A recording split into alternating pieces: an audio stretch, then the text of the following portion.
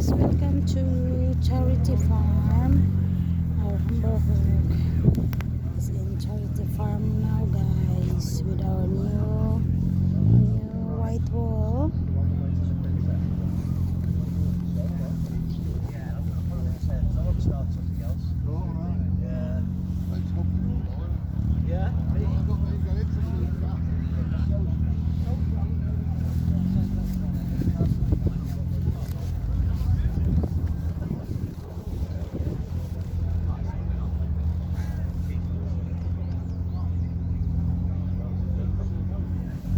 It is fun, guys.